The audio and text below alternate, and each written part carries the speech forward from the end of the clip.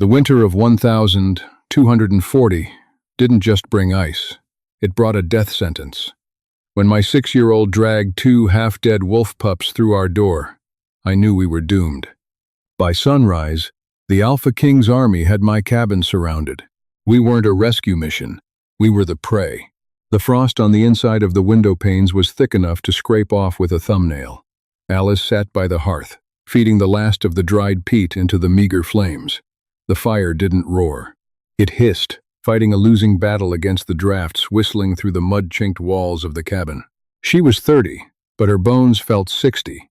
That was the life of an unsanctioned Omega.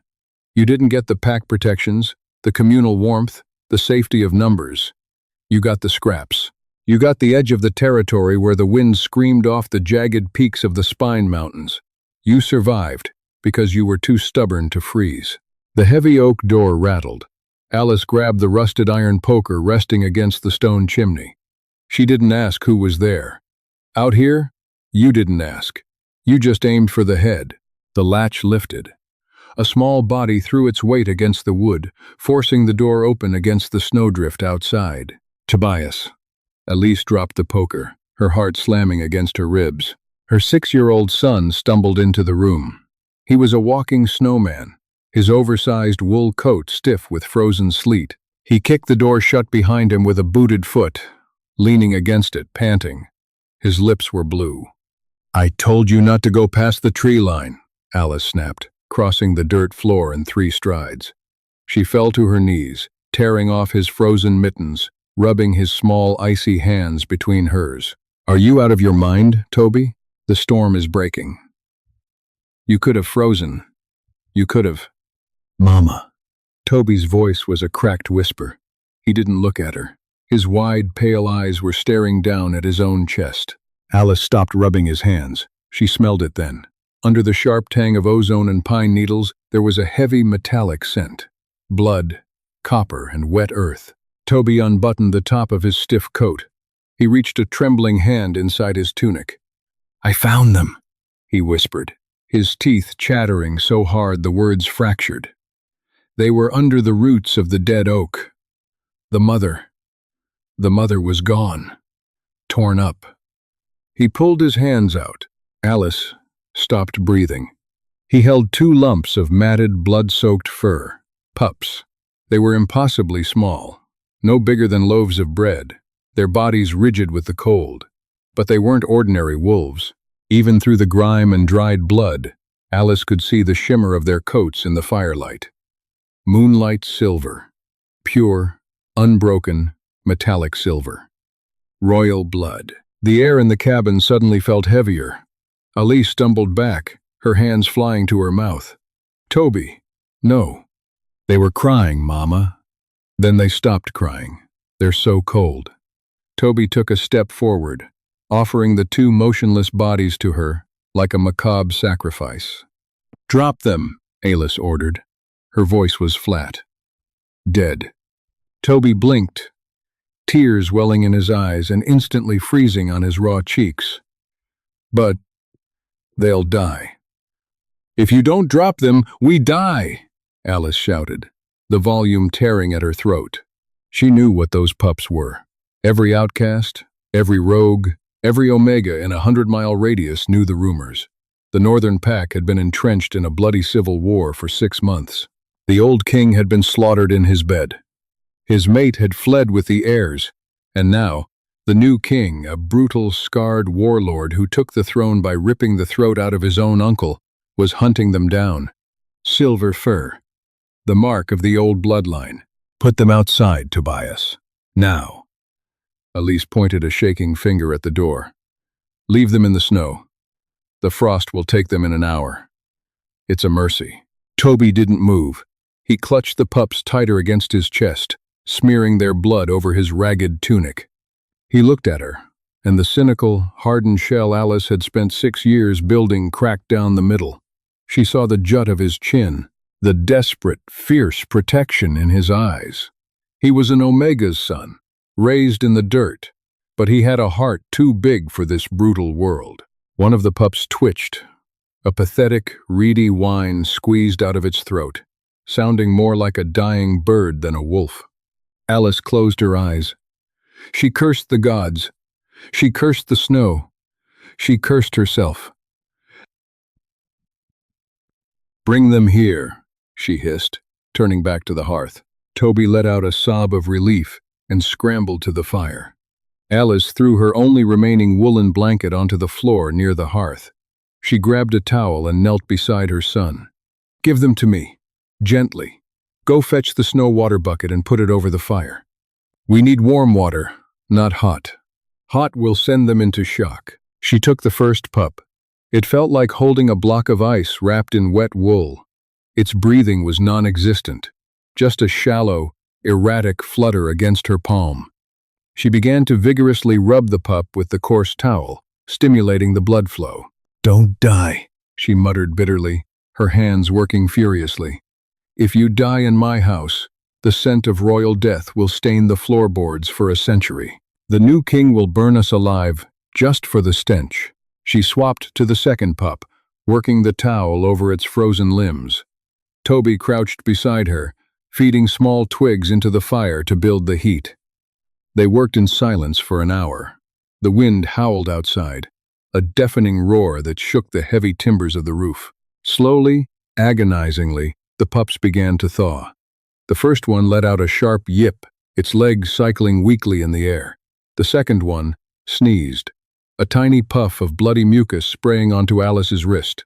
"They're alive," Toby whispered, a tired smile cracking his face. "For now," Alice said. She sat back on her heels, wiping sweat from her forehead despite the freezing room. She stared at the two silver bundles wriggling weakly on her only blanket. She had just invited the wrath of a god into her living room, and there was nowhere to run. Midnight came with a violent crack of thunder, bizarre for a snowstorm. Alice didn't flinch. She sat cross-legged on the floor, the iron poker resting across her thighs, staring into the dying embers. Toby was asleep on their narrow cot in the corner, exhausted by the cold and the adrenaline. On the blanket by the fire, the pups were gone. In their place lay two human toddlers.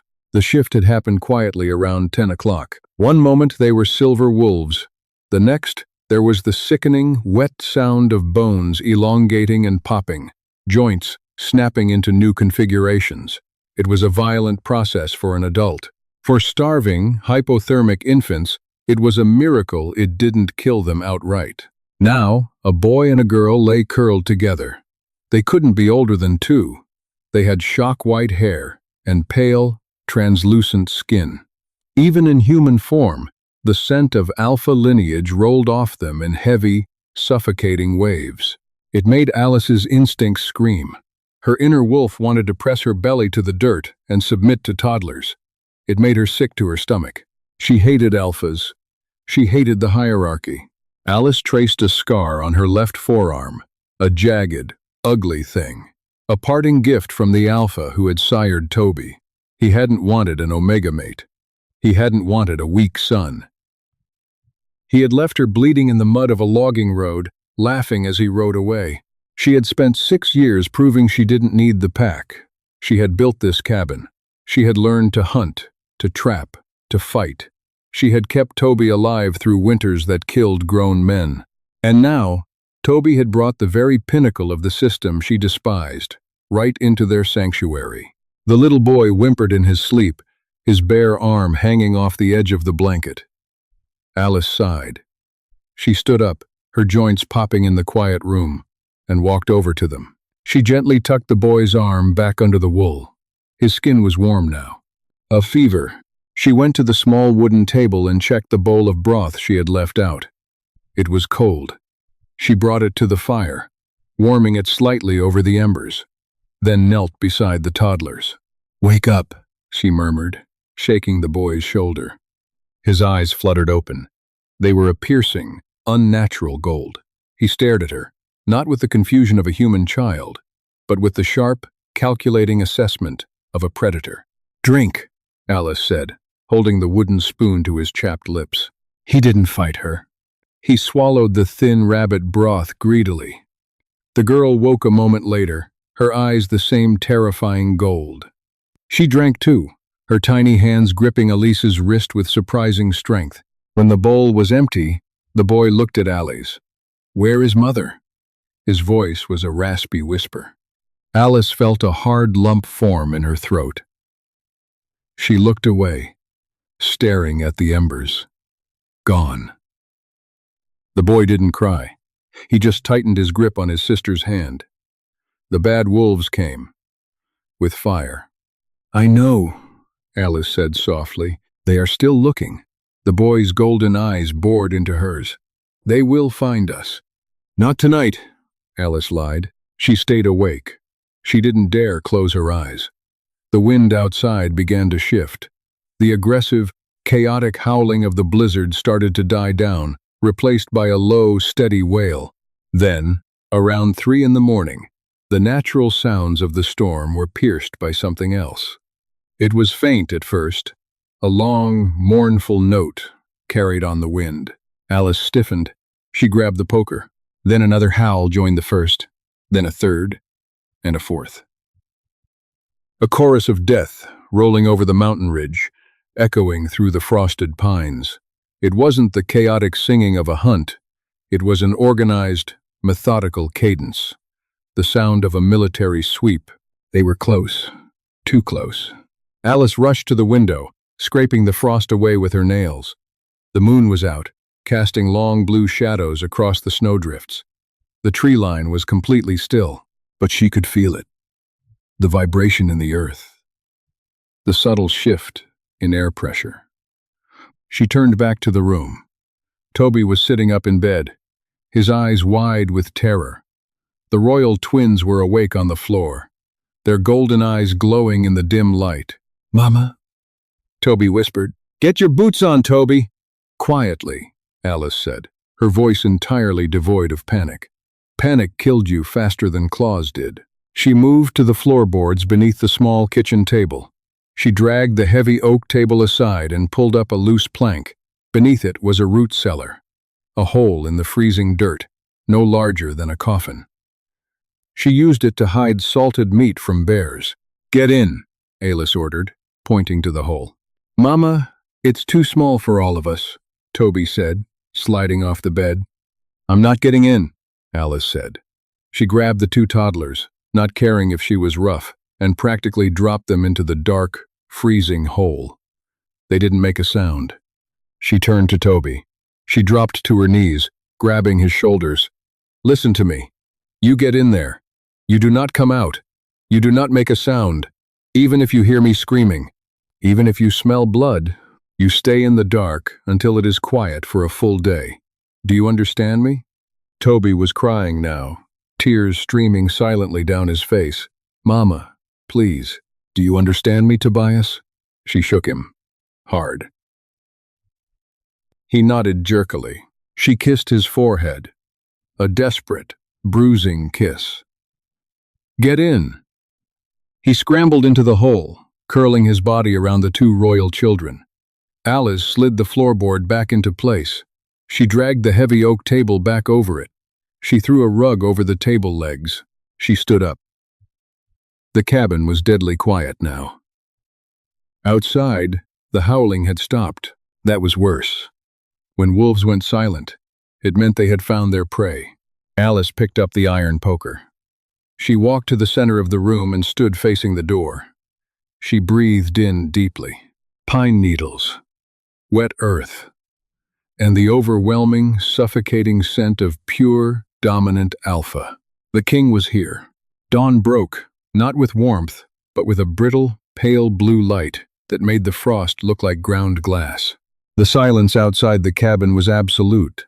The wind had died entirely. No birds sang. No branches creaked. It was the heavy, pregnant silence of a held breath. Alice stood in the center of the room. Her shoulders screamed with tension, her grip on the iron poker white-knuckled. She had stood there for 3 hours. Then came the sound. Crunch, crunch, crunch. Heavy boots, stepping deliberately through the deep snow. It wasn't a pack of wolves rushing the door. It was a single man walking up the path. He didn't try to hide his approach. He wanted her to hear him. He wanted the dread to marinate. Alice forced herself to move. Her legs felt like lead. She approached the window, pressing her cheek against the cold glass, peering through the small circle she had scraped clear of frost. Her breath hitched. The clearing in front of her cabin was full. At least 50 massive wolves stood in a perfect half-circle, boxing in her small home. They were unnatural beasts, easily the size of small horses, their coats ranging from ash gray to pitch black. The Blood Guard, the king's personal elite. They sat on their haunches, perfectly still, their yellow eyes fixed on her front door. Vapor plumed from their muzzles in rhythmic, synchronized breaths. But it was the man walking up the path that made Elise's blood turn to ice. He was in human form, wearing a heavy cloak of black bear fur that draped over broad, armored shoulders. He was massive, easily 6.5 feet tall. His dark hair was pulled back tightly from a face that looked like it had been carved from granite and then shattered. A vicious, jagged scar ran from his left temple, slicing down through his cheek, splitting his lips. King Gideon, the usurper, the butcher of the northern pack. He stopped at the bottom of her wooden porch steps. He didn't look at the window. He looked straight at the door. He inhaled deeply, his chest expanding. Alice knew what he was doing. He was tasting the air, reading the story written in scent. Would he smell them? The root cellar was deep, covered by dirt, wood, and a heavy table. But an alpha king's senses were preternatural. Gideon took the 3 wooden steps slowly. Creak, creak, creak. He stopped in front of the door. He didn't knock. He didn't pound. He simply raised a massive, leather-gloved fist and tapped a single knuckle against the wood. Once. The sound echoed through the cabin like a gunshot. "Open the door, Omega," a voice rumbled from the other side. It was deep, rough, like 2 stones grinding together. It wasn't a request. It was a command, laced with alpha compulsion. Alice felt her knees buckle. Her inner wolf whined, a pathetic, crawling urge to obey, to submit, to roll over and expose her throat. She bit the inside of her cheek until she tasted blood. The sharp pain grounded her, snapping the compulsion. She tightened her grip on the poker. If she didn't open it, they would tear the cabin down plank by plank. If she opened it, she controlled the threshold. For a few seconds, at least, she stepped forward, threw the deadbolt, and pulled the door open. The sheer physical presence of the man on her porch stole the air from her lungs. He filled the doorway, blocking out the pale morning sun. Up close, the aura of his power was suffocating. It felt like standing too close to a raging bonfire. Gideon looked down at her. His eyes were a startling, piercing amber. They didn't hold the mindless rage she expected of a butcher. They were cold, analytical, dead. He looked at the rusted iron poker in her hand. One corner of his scarred mouth twitched upward in a mockery of a smile. "You plan to kill a king with a fireplace tool, little wolf?" he asked softly. "If he steps into my home uninvited, I plan to try," Alice said. Her voice shook, but she didn't lower the weapon. A low growl rippled through the clearing behind him. The Blood Guard didn't like her tone. Gideon raised a single finger without looking back, and the growling stopped instantly. "You have courage," Gideon noted, leaning casually against the doorframe, though his muscles were coiled tight beneath his armor, or stupidity. The line is thin in an Omega living this far out. "State your business and leave," Alice spat. "I have no quarrel with the Northern Pack. I pay no tithes. I claim no protection." Gideon's amber eyes flicked over her face, then swept the interior of the cabin. He was looking, smelling. A rogue female of the old Southern bloodline, Gideon mused, his voice smooth despite the gravelly texture. Living in exile, scavenging. It's a hard life, a lonely one. He took a slow breath through his nose. "But you aren't alone. I smell the boy. 6, maybe 7? Smells like fear and wet wool." Alice tightened her grip until her knuckles popped. "My son is none of your concern." "Everything in my territory is my concern," Gideon said softly. He pushed himself off the doorframe and took a half-step forward. The toes of his boots crossed the threshold. Alice didn't back up. She stood her ground, less than a foot from his chest. "You're tracking something," Alice said, keeping her chin high. "You didn't bring 50 elite guards to harass an Omega and her pup. You're hunting, and you've lost the trail." Gideon's eyes narrowed. The playful, mocking demeanor vanished, replaced by something dark and intensely violent.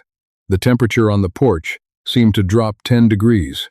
"Be very careful, Omega," he warned, his voice dropping to a deadly rumble. "The snow is deep," Elise continued, forcing the words out past the terror choking her. "The wind blows hard off the spine. It scatters scent. It buries tracks. You followed a trail this far, and now you have nothing but snow." Gideon stared at her for a long, agonizing moment. Then he reached out. His hand moved faster than Alice could track. Before she could swing the poker, his heavy leather-clad hand wrapped around her throat. He didn't squeeze. He just held her there, a silent demonstration of absolute power. If he twitched his wrist, her neck would snap. He leaned down, his scarred face inches from hers. She could smell his breath, mint, and raw meat. "I am tracking thieves," Gideon whispered, his amber eyes burning into hers. "They stole something precious from me. 2 very small, very important things." Alice forced herself to keep her breathing steady, staring into the eyes of the monster holding her life in his hands. "I haven't seen any thieves," she choked out. Gideon tilted his head, his thumb resting against her pulse point. He closed his eyes, inhaling deeply, drawing the scent of the cabin, the scent of her, straight into his lungs. Alice prayed to gods she didn't believe in. She prayed the blood on Toby's coat had dried enough. She prayed the stench of the fear sweating out of her pores was enough to mask the sweet, metallic scent of the royal airs hidden beneath the floorboards. Gideon opened his eyes. He looked at her throat, then back up to her face. "You lie well, Omega," he said quietly. He let go of her throat. Alice stumbled back, gasping for air, the poker clattering to the floor. Gideon stepped fully into the cabin. He didn't look at her. He walked to the center of the room, his heavy boots thudding against the wooden floorboards. He stood exactly over the spot where the oak table rested, exactly over the root cellar. He looked down at the rug. Then, slowly, he looked back up at Alice. "But you don't clean well," he said. He pointed a heavy, armored finger at the hearth. Alice looked. Her heart stopped completely. Lying in the gray ashes, mist in her frantic panic in the dark, was a single, unmistakable tuft of moonlight silver fur. Gideon drew his sword. The rasp of steel filled the room.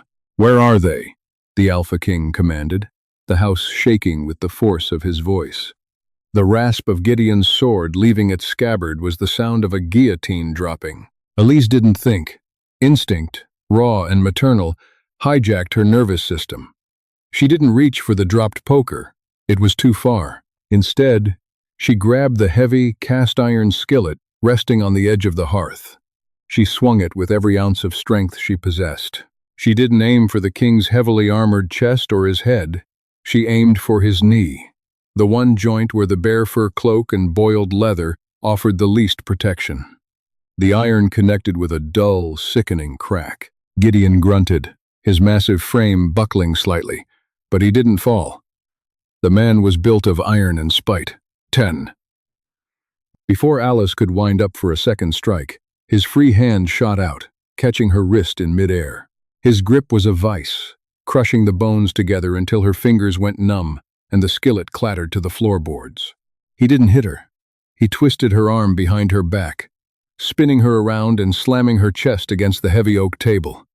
Her cheek pressed into the rough wood.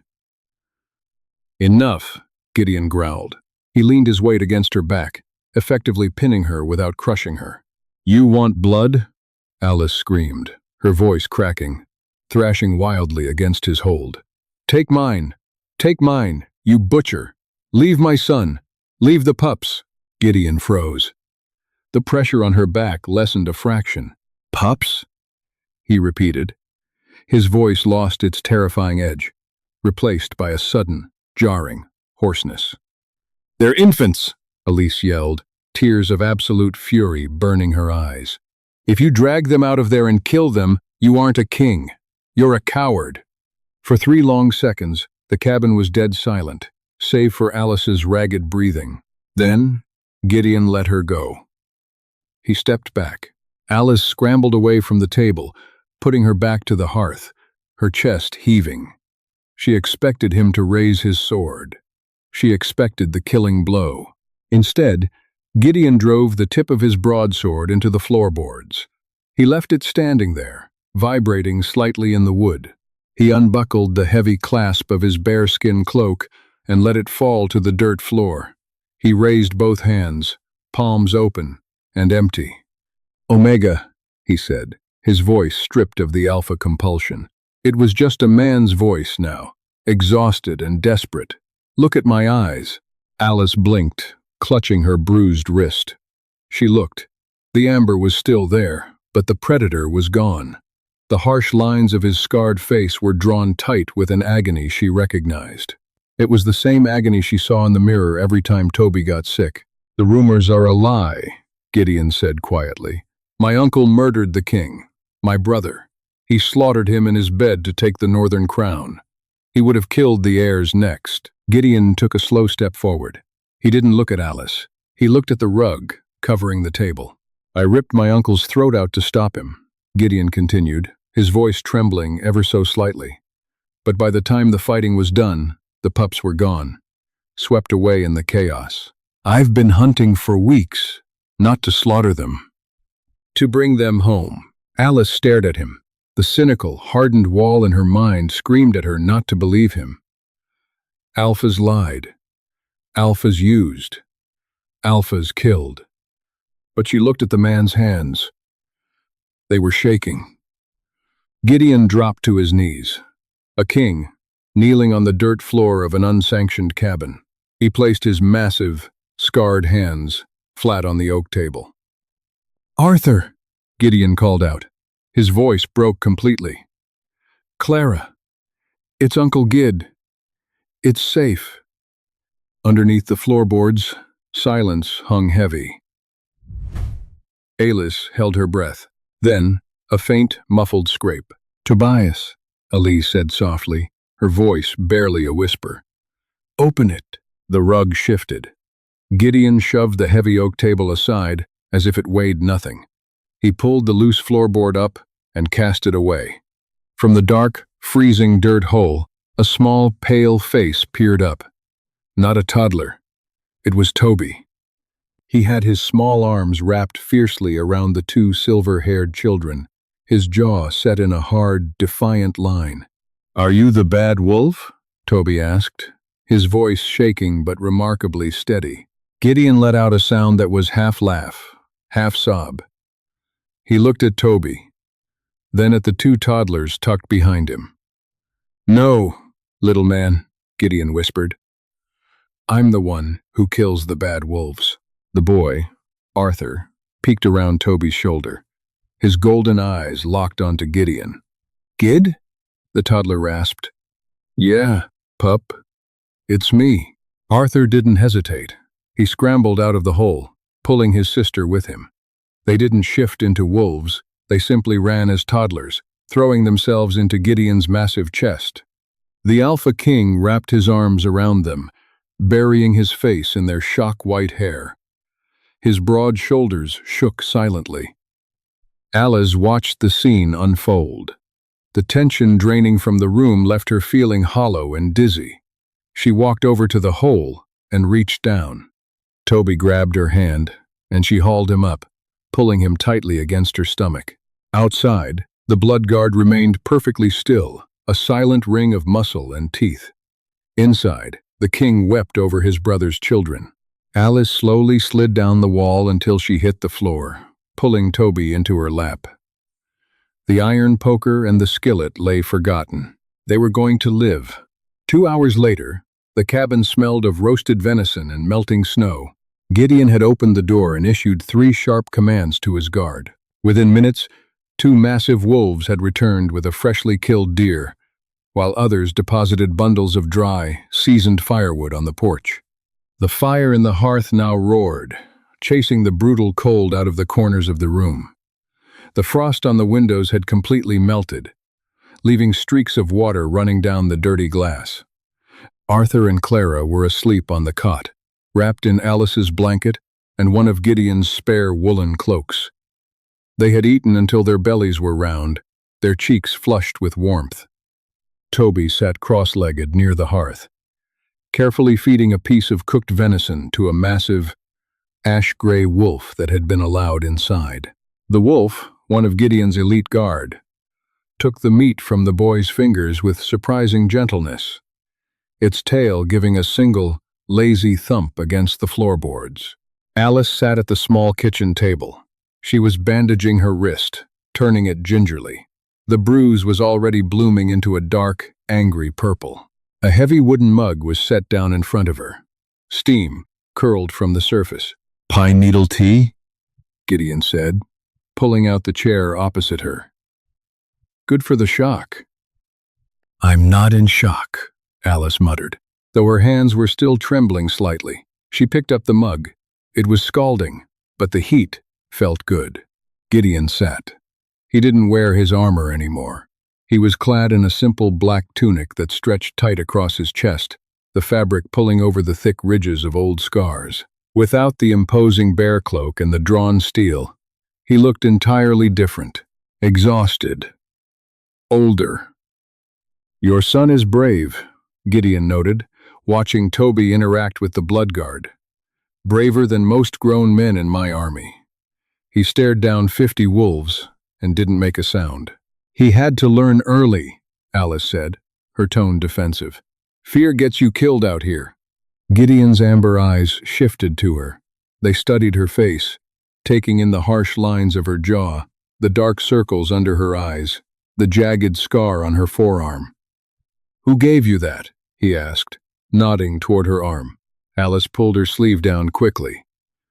"No one that matters anymore." "An alpha?" "Yes." Alice looked him dead in the eye.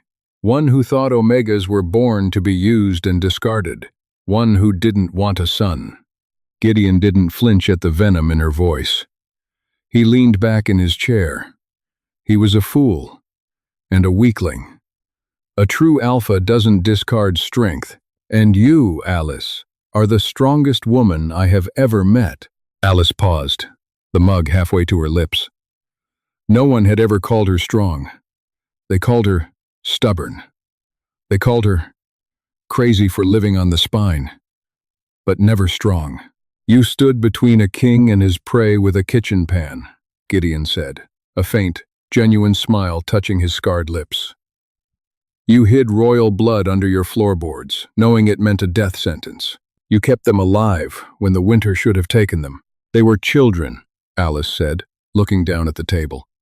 "I did what anyone would do." "No," Gideon corrected softly. "You did what no one else would do. The pack abandoned you. The system failed you. Yet, when the system's heirs wound up on your doorstep, you didn't let them freeze. You saved my bloodline." He leaned forward, resting his forearms on the table. The oppressive, suffocating alpha aura was entirely gone. In its place was a strange, heavy gravity. A pull. "I owe you a life debt," Gideon stated. It wasn't a casual remark. It was a formal declaration, bound by pack law. Alice shook her head. "I don't want your debt. The storm is breaking. You have your pups. Tomorrow, the pass will be clear enough for your guard to travel. You can take them back to your capital. Just leave us out of it." "I can't do that," Gideon said flatly. Panic flared in Alice's chest. "You said you wouldn't hurt us." "I won't, but I will not leave you here." Gideon gestured toward the window, where the vast, freezing expanse of the Spine Mountains loomed. "Winter is just starting. You're out of wood. Your food stores are dangerously low. You survived last night by a miracle. I will not leave the savior of my house to freeze in the mud." "I don't need your charity," Elise snapped, her pride flaring. It's not charity. It's necessity. Gideon looked over at the cot where Arthur and Clara slept. I am a warlord, Alice. I know how to kill. I know how to command a battlefield. I do not know how to raise children. They wake up screaming. They shift when they are terrified. They need a mother. He turned his gaze back to her. The amber eyes were intense, pinning her to her seat. Come to the capital, Gideon said. As what? Alice scoffed bitterly. An Omega servant? A wet nurse to the royal pups? As the royal guardian, Gideon corrected. With a seat at my high table, with pack protections for you and your son. Toby will train with the Blood Guard. He will want for nothing. He will never freeze again. Alice stared at him. The offer was impossible. An unsanctioned Omega sitting at the king's table. It would upend centuries of pack hierarchy. Your elders will tear you apart for bringing an Omega into the inner circle, she warned. Let them try, Gideon said, his voice dropping into a dark, lethal rumble. I gutted an uncle to take this throne. I will gladly gut a few elders to keep it secure. Great. The brutality in his words should have terrified her. Instead, it sent a strange, dark thrill through her chest. For 6 years, she had been the only shield between Toby and the world. Now, sitting across from this massive, scarred warlord, she realized she was looking at a fortress. She looked at Toby.